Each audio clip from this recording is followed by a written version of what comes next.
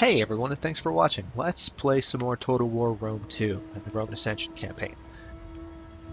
I am in an interesting position. We're fighting a war on two fronts. This is an army that just attacked Massalia. Actually, no, they just attacked an army belonging to the Massalians here. Um, they won, but it's fairly weakened. And it can't go anywhere this turn. And they've got this army here in Tolosa that could very well just come right to me as soon as I end the turn. So this army could be in a very precarious position. I have this army in Massalia that, even in speed march mode, which it is right now, as you can see from the little icon, can't make it all the way over there. So they, even marching as fast as they can, can't get there, to put that in everyday speech. I have a fleet in Port of Massalia, so anyone that attacks Massalia, that city is well reinforced. But beyond that, not a lot going on. Next, I have this guy in Octoduron. What's his name? Pasuvius Macrinius Lucilius is in Octoduron. Yes, and he's just kind of holding the fort down. Still have an admiral in Eulalia. He's no longer a member of our house because the admiral that had been camping there for a while died. That was his lot in life. he was the guy that held down the fort at Eulalia, which, by the way, remains our closest border with Carthage, and which is right here. They own Corrales still. Sooner or later, we'll have to go toe-to-toe with them. But the thing is, they own all this dark red and white that you see on the map here. Belongs to them. So going to war with Carthage will entail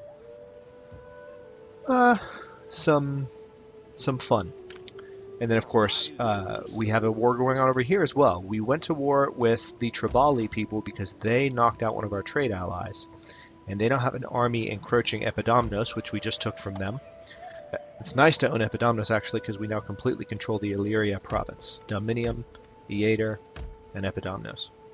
And once we take Navissos, we will be moving into the Thracia province, which I'm going to stop there, but, I mean, look at where that takes us. It takes us to Odessos and Antheia, which is on the far side here. Of the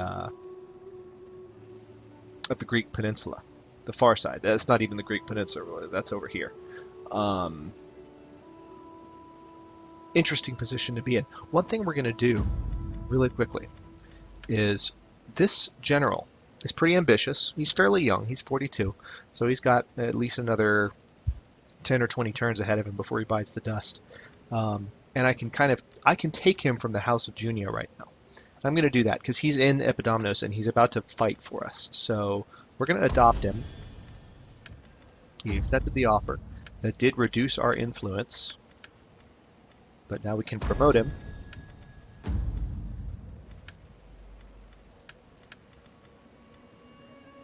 Okay.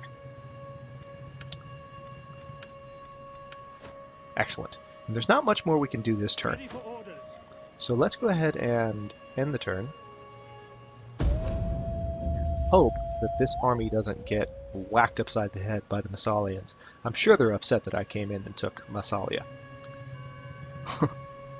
I call them the Massalians. It's a slight twist of the tongue. The faction itself is called the Massilians, and their city is Massalia. Don't ask why. It's ancient Marseille. That's all you need to know. What happened? Alright, so the garrison at Singudin has been assaulted. The Arverni and the Pictones have broken off an alliance. We have completed our research into siege towers. Very good. Decimus Titilius Ahala, the general, has reached the end of his days and is at peace. Our hidden agent has been exposed. Petronia Pulvilla. Where are you, Petronia? Oh, we have an agent here by Tolosa. They spotted her. Another hidden agent has been exposed. Tarpeia Rutila, over here, has also been exposed. What's going on with... Oh, dang it. Our only options are generals from the other houses.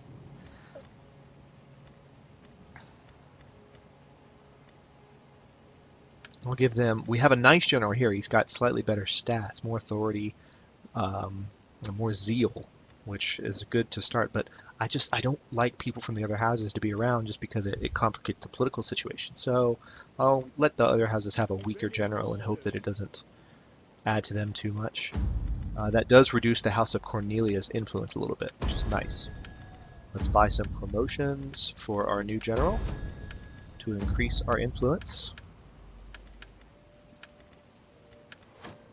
Okay. At your service. Let's see if we can't finish off this agent that's hanging out near Singadoon and assaulting us. Awesome. Your will is Success. There was only a 47% chance of anything happening there, let alone a murder, which is an even lower chance. And she leveled up as a result, of course, because that was quite a success. So we're gonna reward her with the ability to assassinate more easily in the next turn. Now, what else is there to do? There's still this army locked down in defensive mode. And this is our guy that we just adopted.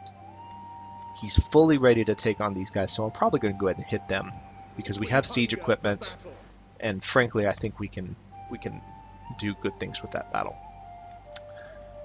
Let's also pay a visit over here, though, and make sure we're being smart with our troops on this side of the map.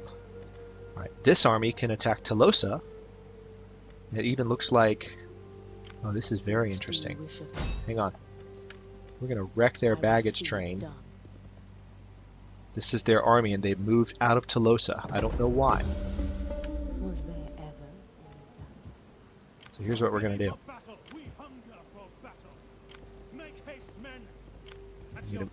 I'm going to move this weakened army, Legio 1 Italica. This is the original Roman army with my faction leader. I think that's my faction leader. Yes, that's my faction leader. That's now in Massalia. They're recovering. This army is fresh and ready to attack. And we're going to do that. We've got a few sieges to fight. Excellent. Okay, so it's just the garrison army in Tolosa, which is an impressive garrison army. I'm a little frustrated by how impressive that garrison army is. But because we destroyed the baggage train on these guys over here, they are not able to reinforce, which means we can take Tolosa rather than fighting a force twice this size, which is a nice change of pace. So that's what we're going to do. We're going to assault it right now. This is Legio 2 Antiqua, another very experienced Roman army, led by... I forget who's leading them. I think it's another member of my family. This... Look here. This I think we fought so many battles in this series with villages that didn't have walls anyway, you know, with coastal cities. This is the first time I'll have the ability to attack a town like this from any direction. One of the first times anyway. Battle of Tolosa, 165 BC.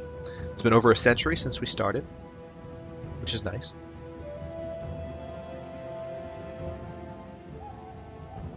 It's raining. Let's wait it out. Still raining. Now it's dry. Okay, let's start deployment. Let's take a look at what we have here. So this is a Greek settlement, Massalian settlement. So you can see the Greek architecture. Pretty town. Not a big town, though. It looks like there are entrances on all four sides. Tactically, that's a good thing. You can get in this way, that way, and that way. So I could, if I really wanted to, I could surround the city. Just surround it and march in from all directions. Matter of fact, just for fun, I think I'm going to do that. Let's see. Let's have...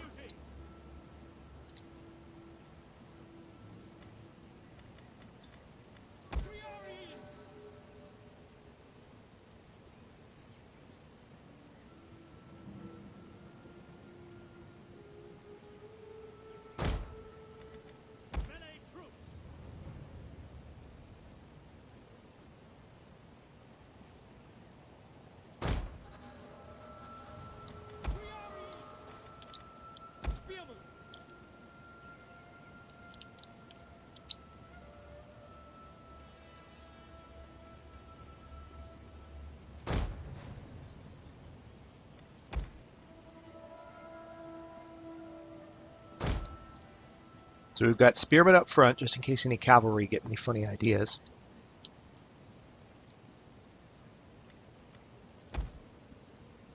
Just to be completely frank, this is either going to go really well or really badly, because we've got my army split up. But this is my first opportunity to attack from 4 directions.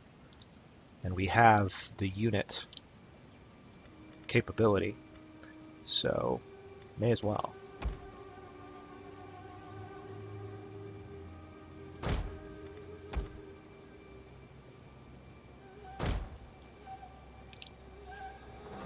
Alright, so on top of that, we do have some artillery.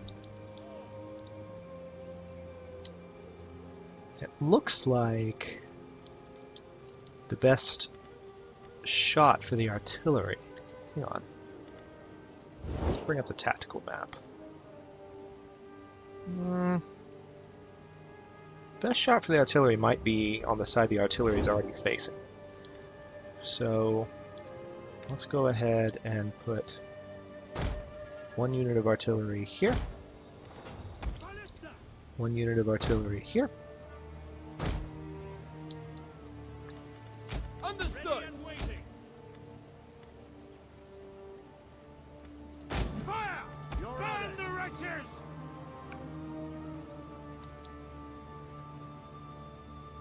Fire!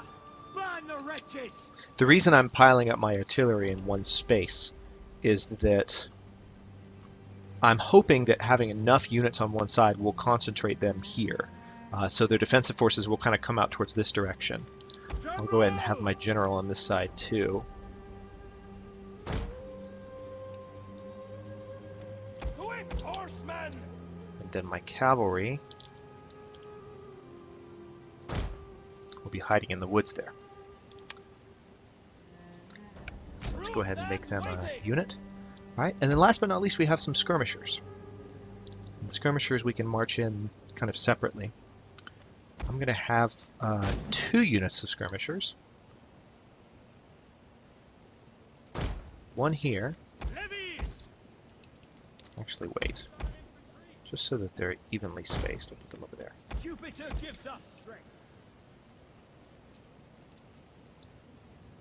I'm going to have some other skirmishers.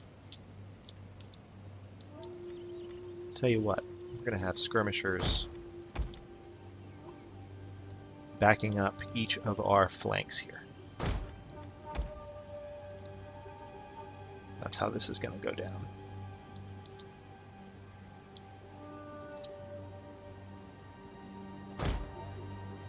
Alright. So that's what we're doing. We'll go ahead and start the battle, and then...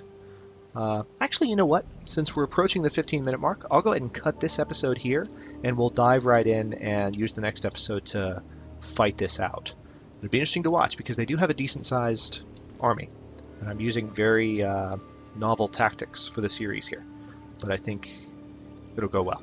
So I hope you will join me as we launch this battle to control the final Massilian city of Tolosa. Thanks for watching. See you soon.